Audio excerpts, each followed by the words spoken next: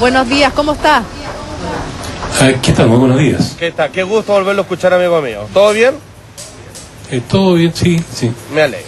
Don Sergio, tenemos varias dudas y varias preguntas respecto a lo que pasó ayer en las Islas Salomón, principalmente con este terremoto grado 8 y posterior tsunami, y que fue descartado de inmediato que pasase algo en nuestro país. Pero se habla también de algunas posibles réplicas. ¿Eso podría de alguna manera afectar a Chile? Bueno, el terremoto es una magnitud 8 y está bastante distante de las costas de Chile, o de Chile, del territorio de Chile, de manera que las posibles réplicas que pudiera ocurrir en este terremoto solamente están circunscritas a la zona inmediatamente aledaña, a la zona de ruptura. Es decir, yo diría que no más allá de unos 100 kilómetros, 200 kilómetros de la zona de ruptura. Y Chile está bastante más lejos de esa región como para que haya réplicas o terremotos asociados a ese terremoto que ocurrió el día de ayer en la noche. Ahora, maestro, Juan José nos contaba de que después de que hubo este tremendo sismo de 8.0, hasta el momento así es como ha sido consignado, hubo una gran cantidad, hubo un enjambre sísmico que cada vez fue en aumento. 4,9 a 6,2. Exactamente. ¿Cómo podemos leer nosotros, que hacemos un seguimiento de los movimientos telúricos en nuestro país, que cuando estos enjambres terminan convirtiéndose en un posterior terremoto o simplemente quedan en enjambre sísmico pero nunca llegan a más?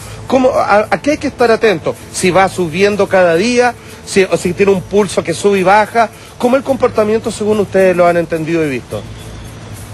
Eso es bien curioso. En realidad no hay, los temblores son independientes unos de otros y la manera como ocurren es distinta en cada caso. Por ejemplo, este terremoto de ayer tuvo muchos temblores precursores, sismos precursores de magnitud variable.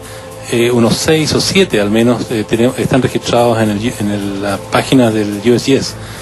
De manera que estos eventos se consideran posteriormente como eventos precursores.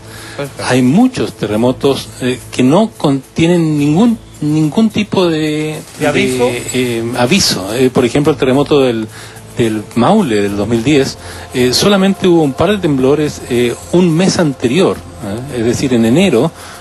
Hubo un par de sismos en la zona de Epicentral y nada más. En cambio, el terremoto de 1985 en Chile Central hubo 2 semanas donde hubo una infinidad de temblores de menor magnitud, ninguno de ellos magnitud 6, pero fueron perceptibles por la población. De manera que es muy distinto dependiendo de los diferentes ambientes tectónicos, qué es lo que ocurre antes o posterior al terremoto mismo. Don Sergio, entonces deberíamos estar tranquilos con respecto a lo que sucede en nuestro país, porque este terremoto grado 8 no tiene por qué afectarnos ni influirnos en absolutamente nada. Pero Janine incluso estaba leyendo a la gente en el Twitter y por lo que hemos visto en la misma página del Instituto de Sismología, ha temblado bastante entre ayer y hoy día en el norte. Se registran 2 sismos de más de 4.5 en San Pedro de Atacama, también uno en Calama. ¿Es esperable, es normal esta situación? Bueno, justamente la zona norte de Chile es una de las zonas más activas sísmicamente que tiene el país. Especialmente los temblores que son más profundos, a cosas de 80, 100, 120 kilómetros bajo prácticamente la cordillera en la zona norte de Chile. Es donde ocurren una mayor cantidad de temblores. Eso están ocurriendo desde hace mucho tiempo.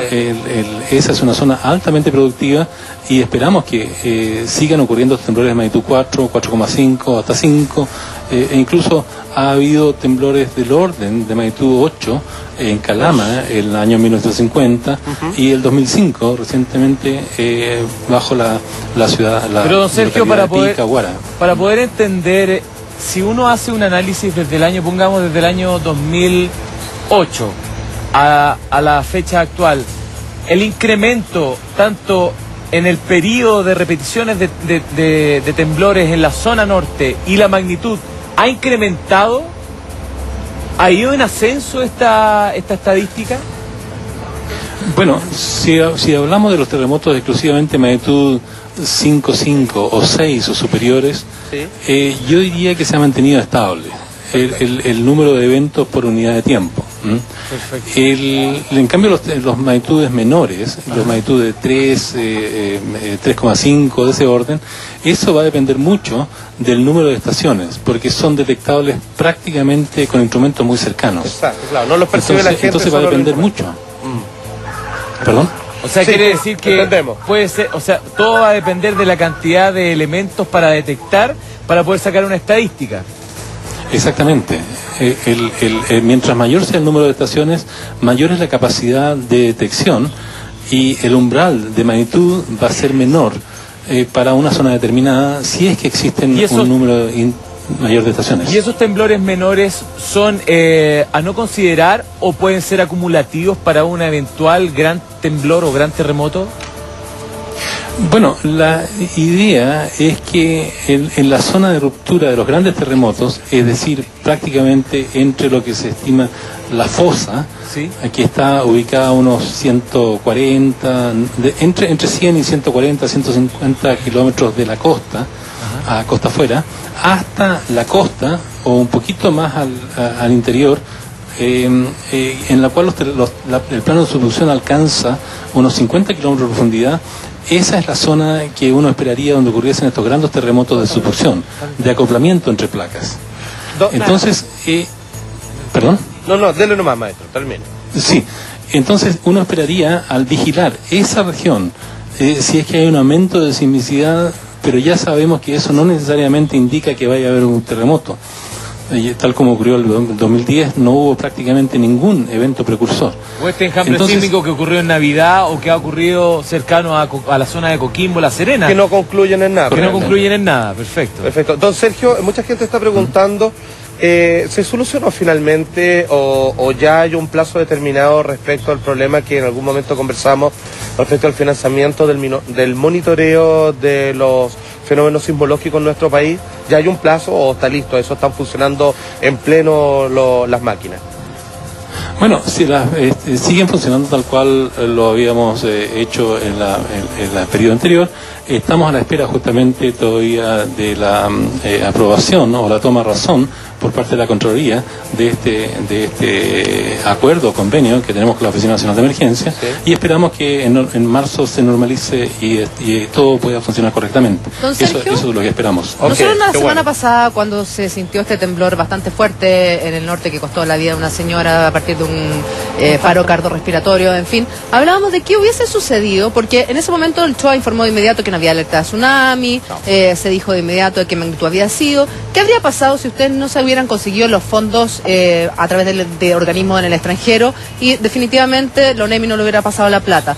¿Qué hubiera sucedido? ¿El CHOA podría haber informado de que no hubiese habido posibilidad de un tsunami? O quizá hubieran tenido que evacuar innecesariamente, ¿no? Claro. Bueno, en realidad el sistema mundial, hay varios sistemas que permiten... Exactamente, se alimenta de datos de señales de sismógrafos que estén ubicados en la región más cercana al epicentro posible. Esos entregan información mucho más rápida porque las ondas tienen que llegar desde el foco hasta la estación y mientras más cerca la estación esté del epicentro, más rápido pueden sentir esas ondas. Este temblor que señaló la Julita, don Sergio, ¿era posible determinar a través de los instrumentos que ustedes tienen? Si no mal recuerdo, usted nos decía que ustedes llevaban el monitoreo en la zona del 27 de febrero versus esta presión que existía entre placas. Ese temblor que ocurrió hace pocos días, que tuvo una magnitud sobre los 6,5 grados, ¿se pudo haber determinado a través de los instrumentos? Claro, por supuesto, es un 6,5, es un temblor que se produce ondas que se registran en todos los puntos de la Tierra. ¿Ya? Así que con estaciones en China, por ejemplo, o estaciones en Estados Unidos o en Europa, es posible determinar las características del evento. Perfecto. Don Sergio, nos hemos enterado de que en Japón hay ciertos sistemas a través de los medios de comunicación, ¿no?, ya sea de la radio, de los televisores, que pueden anticipar al menos en algunos segundos, o en el mejor de los casos en algunos minutos, un posible sismo. Me imagino que esta técnica o esta tecnología es sumamente cara. ¿Existe la factibilidad en Chile de tener algo así considerando que somos un país sísmico o está absolutamente lejos de nuestros bolsillos? Bueno, yo creo que es un proceso gradual. en el sentido de que para lograr lo que tiene Japón activado en este momento, hay que efectuar una inversión de tener muchas estaciones sismológicas lo más cercano a los posibles focos, a los posibles epicentros de temblores o hipocentros de temblores. Don Sergio, perdone, disculpe, dele nomás, por favor, termine, disculpe. Y eso, claro, uno debiera tener, por ejemplo, estaciones sismológicas dispuestas en el país cada unos 50 kilómetros. Y eso significa una inversión bastante grande.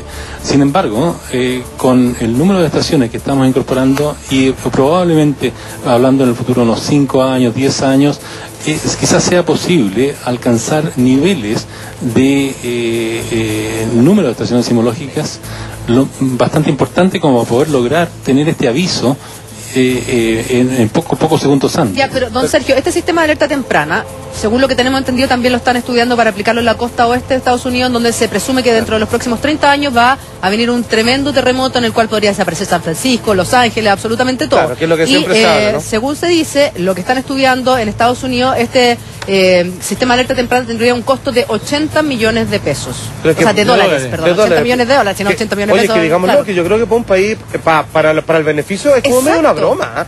O sea, hacer un par de puentes se cuesta bastante menos. ¿Qué significa esto? Que cuando va a venir un temblor fuerte o un terremoto, se interrumpe la programación en la televisión, en las radios, Alfate, y te llegan mensajes a tu celular diciendo viene un terremoto, ojo, cuidado, en los próximos días.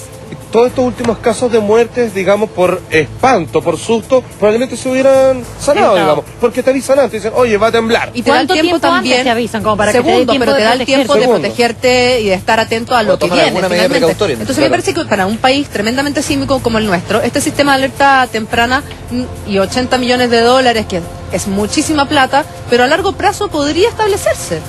Claro, porque, disculpe, porque don Sergio, en el fondo nosotros sabemos que usted no tiene nada que ver con las plata ni con administrar esto, pero pidiéndole una opinión, porque cuando nunca lo declararon ni pandemia ni mucho menos, pero cuando empezó la meningitis W135, terminaron comprando todas las vacunas del mundo. Entonces, ¿por qué 80 millones de dólares no se mete la mano al bolsillo? ¿Cree usted? Es mi pregunta. Y instalamos este sistema porque claramente vale la pena, porque no estamos tratando de ponernos el parche en telería, que es tan preventivo como porque la vacuna. Estamos hablando del país más sísmico del mundo, o sea, tenemos el problema instalado. Entonces, ¿a qué cree que sea usted? ¿Por qué no es primera prioridad esto? Bueno, yo creo que en realidad los países van avanzando y van creciendo en la medida que de sus posibilidades. Y especialmente el último terremoto que ocurrió en el 2010, prácticamente el 70% o el 80% de la población de Chile se vio afectada directamente por este terremoto. De manera que eso ha creado una sensibilidad especial y eso nos sirve hacia el futuro para justamente hacer las preguntas que usted está haciendo. ¿Vale la pena? ¿En qué condiciones? ¿Cuáles son las circunstancias de Chile con respecto a otros países para ver si se pueden instalar estos sistemas de alerta temprana? Yo creo que es posible. Creo que incluso tenemos que ir un poco más, ser un poco más agresivos en el sentido de buscar instalar observatorios bajo el mar. Y eso lo tenemos que hacer juntamente con el Servicio Hidrográfico y Oceanográfico de la Armada, para no solamente el aspecto de tsunami, sino que de manera de poder ubicar mejor los focos sísmicos y de manera más rápida. O sea, ¿usted está de acuerdo y cree que sería factible entonces este sistema de alerta temprana si es que llegaran los recursos? No me cabe duda, claro, no me cabe duda, y esto es lo que están haciendo los países que justamente se ven afectados por este tipo de fenómenos. Claro, don Sergio, pero yo estoy absolutamente de acuerdo que conforme las posibilidades del país y de acuerdo a los proyectos que se están aprobando uno a uno, deberíamos llegar hasta ese punto en algún momento, pero por desgracia respecto a este tema pareciera que en Chile no se avanza lento pero seguro. A veces hay pausa, le ponen el freno a mano donde a veces ni siquiera se sabe si cuenta con los recursos las plata. Entonces digamos como que no vamos bien encaminados, no está considerado digamos como algo importante pareciera, porque no es un tema zanjado y que claramente está el presupuesto preaprobado de aquí a los próximos 5 años, sino que hay que ir viendo, digamos, todos los eneros prácticamente. Entonces, igual habría quizás hacer un llamado, y quizás ahí también cumplimos nosotros esa función, de que, por favor, o sea, protéjanos con todo lo que sea, con lo que hoy la tecnología nos brinda, y que se aceleren los procesos y lleguemos a ese punto del sistema de alarma antes porque y no más tarde. Son segundos que son importantísimos, claro. Son segundos que te permiten ponerte en un lugar seguro, estar con tu hijo, salir de la ducha, preparado, exacto, o sea, son segundos que tú dices, pero ¿para qué me va a servir? Te sirven de mucho, para que no te pille mal parado, para prender la luz de noche, para sismos menores, cortar el gas, o sea, cuando decías esto que está previsto para Estados Unidos, un mega terremoto que acabaría con una ciudad, ahí no serviría de nada. O sea, si eso es lo que se viene en el norte, pero en Norteamérica, están estudiando para instalarlo precisamente. Claro, para instalarlo, pero si se viene un mega terremoto de 10 o de 9,8, ante eso no sirve de nada. ¿Qué te vas a proteger de un terremoto 9,8? Pero para sismos menores, constantes, estos que se advierten a cada rato en el norte del país, bueno, y a lo largo de todo el país, de hecho, de Chile, harto que ayudaría y serviría para tomar resguardo. Exacto. O sea, costo-beneficio, pucha que... Está claro. Y peor aún en un país pujante económicamente y creciendo como claro, está. Que mostramos una chiquera llena para afuera, pero bueno, echámosle mano y empezamos a ocuparla para lo que nos puede servir. A propósito de lo que estaba planteando Janine, Sergio, quería hacerle una pregunta que tiene que ver con respecto a la falla San Ramón. En más de alguna ocasión, cuando hemos conversado con usted o con otro sismólogo, nos ha dicho de que siempre está esta posibilidad, digamos, para nada fantasiosa, de que se está esperando un terremoto fuerte. El foco está puesto en el norte de Chile, pero que obviamente se podría sentir de manera muy intensa en el centro de nuestro país. Para aquellos que vivimos en la falla misma, ¿qué pasaría? O sea, para la gente de Santiago derechamente, esto que pasa, que va de Peñalolén hasta más allá de Las Condes, ¿corremos realmente peligro? Y se lo pregunto así derechamente, ¿se puede abrir esto al punto de que se vengan casas abajo, póngase usted? Bueno, eso es producto en este momento de estudios. Hay gente especializada que está viendo la tasa de actividad de esa falla, cuánto tiempo transcurre entre eventos para saber cuál es la peligrosidad de esa falla en función del tiempo. Y esos estudios se siguen realizando para contar con una opinión más acabada. Y en este momento estamos hablando probablemente de miles de años de periodo de recurrencia. Y esos elementos aún tienen que ser estudiados con más detalle para entregar una información más apropiada desde el punto de vista metodológico. ¿Y desde cuándo se estudia la falla de San Ramón, don Sergio? ¿Perdón? ¿Desde cuándo que se estudia la falla de San Ramón? ¿Un año, 10 años? Solamente yo diría que los últimos 10 años es donde se han hecho los grandes esfuerzos. Hay una tesis tanto de magíster, otra doctoral de esa zona. Sin embargo, se requiere estudiar con mucho más detalle la extensión de esa falla, los diferentes movimientos que ha tenido esa falla en el pasado. ¿Pero tiene actividad, don Sergio, esa falla? ¿Desprende energía de cuando en cuando? ¿Está activa? Bueno, la idea que se ha mostrado hasta ahora es que sí, y probablemente el último evento ocurrió hace varios miles de años atrás. Perfecto. Entonces estamos hablando de periodos geológicos, no estamos hablando de periodo de vida humana. Miércoles. Ya. Perfecto, pero a diferencia de lo que ocurre en el norte o el acomodo de placa, después del último terremoto que hubo en nuestro país, la falla San Ramón en este momento no está provocando una presión fuera de lo común para lo que significa estar alerta. Bueno, eso es justamente los estudios que se están realizando en este momento. Hay mediciones de deformación que se están comenzando a realizar. Esas deformaciones son tan lentas que uno va a tener que transcurrir mucho tiempo antes de observar un desplazamiento. Pero eso son materias que se están realizando en este momento para estudiar justamente de mejor manera esa falla. Perfecto, yo no lo quiero comprometer con ningún resultado, ni que me adelante que han arrojado obviamente estos estudios, pero así como que no quiere la cosa, ¿tenemos que estar alerta o por estos próximos 10 años nos quedamos tranquilos con respecto a la falla San Ramón? Si es que puede decirse algo parecido, sin cobrarle la palabra, por supuesto. No, en realidad yo creo que ese tipo de preguntas, cada cada cuánto tiempo recurren, eso aún está en estudio, de manera que es muy difícil poder decir alguna cosa de manera tajante. Hasta donde nosotros sabemos, o los estudios preliminares que existen, son recurrencias del orden de miles de años. ¿Ya? Entonces estamos hablando de los próximos 10 años, cuando hay una recurrencia de miles de años, es probable que tengamos que todavía esperar los resultados de los últimos estudios para decirlo de manera más tajante, pero por ahora yo diría que los resultados de los estudios preliminares indican que son movimientos de, como digo, de miles de años entre terremotos. ¿Y este sistema de monitoreo que está implementándose en todo Chile, parte de esas máquinas están también en esa falla de San Ramón, o eso es un estudio paralelo aparte? Bueno, en realidad esa falla necesita estudios específicos. Es una zona que está muy circunscrita a diría que la deformación a los 50 kilómetros, tanto hacia el este como hacia el oeste. De manera que hay que dedicar hay que realizar un estudio específico para esa región, y eso se está comenzando a hacer. Okay. ¿Lo están comenzando a hacer ustedes mismos también o otro organismo?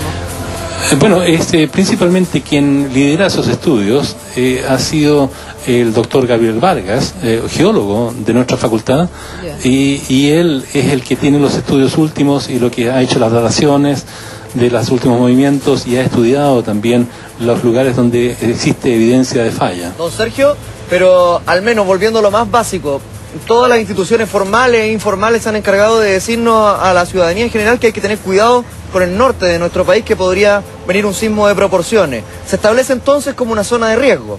¿La falla de San Ramón tiene ese mismo carácter? ¿Es una zona de riesgo o está prácticamente dormida?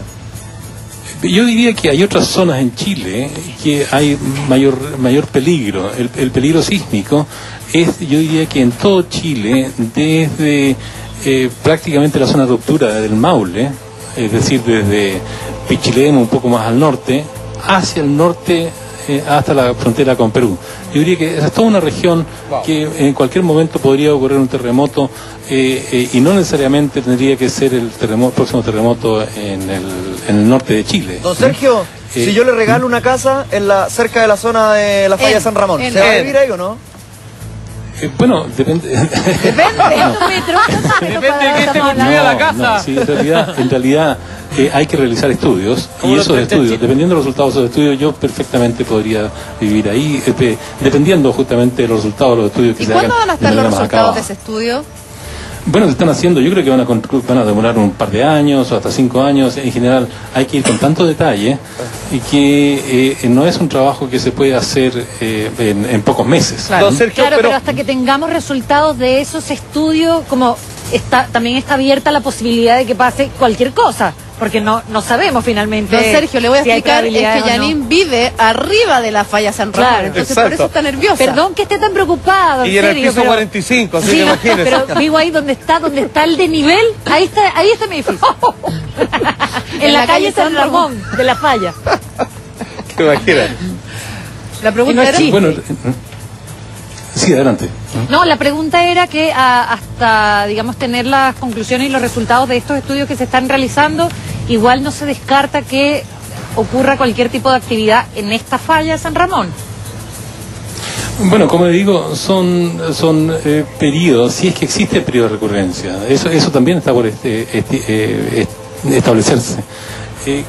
Cada cuánto tiempo ocurren, sabemos que son miles de años, entonces en este momento las impresiones preliminares nacidas de un par de observaciones en toda la falla indican que estarían siendo recurrentes estos temblores, como decía anteriormente, por varios miles de años. De hecho, desde la historia de que existe, los españoles llegaron a Chile en los mediados del siglo XVI, ¿no es cierto? ¿Hay señales de eso?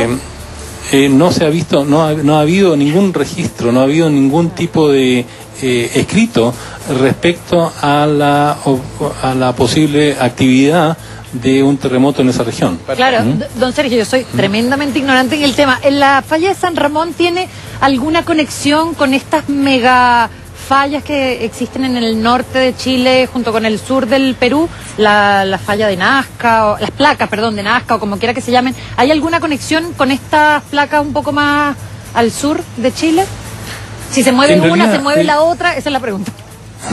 Bueno, todos son parte del mismo proceso, es decir, el mismo rompecabezas. La ocurrencia de terremotos en la zona de subducción significa que hay una compresión de la zona de, por ejemplo, de la cordillera. Esa compresión que es este-oeste genera levantamientos y también genera fallas internas que, dependiendo del lugar, pueden llegar a ser más extensas e incluso traspasan al otro lado de la cordillera, como es especialmente la zona de Bolivia, donde hay fallas que ocurren en el lado oriental de la cordillera de los Andes, produciendo deformaciones muy importantes y fallas muy importantes. Don Sergio, sí, yo obviamente entiendo que a escala geológica cientos de kilómetros es una minucia, no es nada. Sin embargo, mi pregunta es, ya que también vivo en la falla San Ramón, en todo el trayecto, ¿hay alguna parte de esta falla que sea de más riesgo, más peligrosa en caso de que hay un sismo con foco ahí, vale decir, que sea más peligroso en Puente Alto que Las Condes, o La Reina que Las Condes? Todo la hago La Reina, viejo. Por ejemplo, ¿hay algún tramo que sea, digamos, el de mayor riesgo donde se puede partir la tierra en dos, poco menos? Yo diría que esa es parte de los estudios que vienen en el futuro. Como digo, hay solamente un par de observaciones en la falla y eso implica que se conoce muy poco, solamente hay una primera interpretación preliminar. Y entonces es muy difícil poder decir de que hay alguna si este lugar es más peligroso que este otro. Claro, es todavía muy prematuro. Ya, le vamos a cobrar la palabra entre años más. Este desnivel que se ve en la falla de San Ramón, el desnivel que se ve en la tierra, donde vivo yo, ¿es producto de este último sismo que hubo hace miles de años? Bueno, yo creo esa es justamente parte de los estudios. Son varios. ¿Cuántos terremotos ha habido? ¿Cuántas veces se ha movido esa falla? ¿Cada cuánto se mueve? Ese tipo de preguntas es necesario responderlas con estudios específicos y dataciones muy específicas aplicadas a diferentes lugares de la falla. Y eso es justamente lo que toma tiempo en buscar los mejores lugares que sean representativos del movimiento de la falla, y eso nos va a permitir entonces establecer cuáles son los modos de activación, cada cuánto tiempo, si es que uno puede hablar de un periodo de recurrencia, o solamente ha sido un evento, o 2 eventos, 5 eventos, en fin, ese tipo de cosas las vamos a responder solamente cuando se haga un estudio más detallado. Usted denomina los periodos de recurrencia, y cuando nosotros conversamos durante esta mañana, hemos citado a que desde el año 2010 a la fecha, los lugares donde han existido terremotos y sismos de carácter importante, se ha repetido la conducta año a año, o sea, se ha provocado un ciclo. ¿Eso también usted lo maneja? Bueno, claro, si uno ve los estudios, en realidad más bien los estudios, sino las descripciones de los terremotos anteriores. Los terremotos que han ocurrido en los años 1600, 1700, 1800 en Chile, uno encuentra que hay varios terremotos que tienen prácticamente las mismas características. Es decir, producen levantamiento en la costa o hundimiento en la costa, producen tsunamis importantes que alcanzan a ciertas alturas. Esas descripciones, si se comparan con los terremotos más recientes, uno puede encontrar modos de... ¿Una curva de comportamiento? Claro, poder comparar un terremoto con uno antiguo. Y eso permite establecer la magnitud de los terremotos anteriores y encontrar que hay ciertas zonas que se encuentran con comportamiento relativamente parecido. Es como que se repite un ciclo. Claro, pero hablar de ciclo es un poco peligroso en el caso de entendimiento. El concepto es que en realidad ocurren terremotos muy importantes, de magnitud muy grande, digamos del orden de 9 o 9,5, como es el caso del sur de Chile.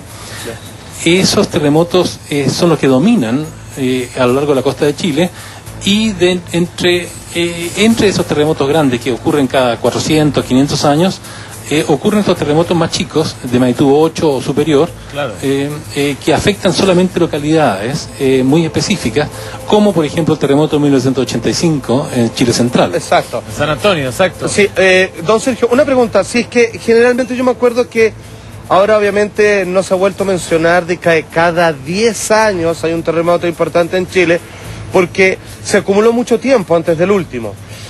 Cuando no sucede cada 10 años, estoy hablando así como muy casi en términos populares, y se siguen avanzando décadas, cuando sí golpea el terremoto que se esperaba décadas antes, acumula más energía, es más fuerte de lo esperado entonces, o simplemente sucede como se esperaba, solo que se corrió, digamos, décadas más adelante.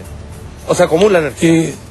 Sí, en realidad, como decía, en una región determinada se espera que ocurran estos terremotos de magnitud 9 o de ese orden cada 400 o 500 años en alguna zona de Chile. Don Sergio, 400, tengo un estudio acá del Centro de Ingeniería en Mitigación de Catástrofes de la Universidad de Antofagasta, en los cuales ellos estipulan que ese gran sismo que afectaría al norte podría fluctuar entre los 8.5 y los 8.8 Richter, no del 9 como se había hablado en algunos otros estudios. Que los peruanos también nos dijeron eso, los sismólogos de allá. Claro, en base a este estudio que salió en octubre del 2012 y en base a los estudios que tienen ustedes también como Departamento de Sismología, ¿puede usted anticipar un cierto rango de grado de Richter que podrían afectar al sismo del norte? Yo diría que es bastante difícil, especialmente después de haber conocido lo que sucedió en el Maule en el 2010. Depende del tamaño del terremoto, va a depender de la acumulación de desplazamiento que no ha ocurrido desde el último sismo. En realidad en la zona norte de Chile y sur de Perú, desde 1877 aproximadamente, y 1868 en la parte muy sur del Perú. Entonces hay acumulado alrededor ya de 9 metros, suponiendo a una convergencia del orden de 7 centímetros por año. Y lo que importa para definir el tamaño es cuál es la longitud de ruptura, es decir, desde dónde por el sur hasta dónde por el norte va a ocurrir el terremoto. Si es un terremoto que solamente tiene unos 300 kilómetros de longitud de ruptura, va a ser un magnitud 8. O 8.3, es como el que mucho abarca poco aprieta, en este caso como lo mismo. Mientras más abarca, relaja un poco la intensidad. Y claro, no, pero en realidad si se rompe completamente, desde, digamos, Tocopilla o la península de Misiones al norte hasta Hilo. ¿Don Sergio? En relación a lo que le preguntaba a Jean-Philippe este estudio, el geógrafo de la Universidad de Antofagasta, Jorge Ramírez Fernández, dice que bajaría la intensidad de este supuesto megaterremoto que vendría en el norte. ¿Por qué? Porque se produjeron varios sismos que hicieron que las placas fueran liberando un poco de energía, como el caso también del terremoto de Tocopilla del año 2007. Entonces, por eso, en vez de un terremoto grado 9 que se esperaba o que habían dicho algunos científicos, claro, ya se estaría hablando de 8,5 o 8.8. Bueno. Uno dice, entre 9 y 8.8, ¿cuál es la diferencia? Muchísima. ¿Es mucha esa diferencia? Eso.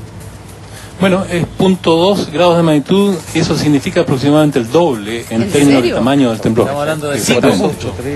Eso es la escala de magnitud exponencial. Es una escala logarítmica. Exacto. Claro. De manera que no es lineal, digamos, el 0.2 significa el doble del tamaño de un terremoto. O sea, es importante. O sea, las décimas importan, digamos, en los casos de escala Richter. Oiga, don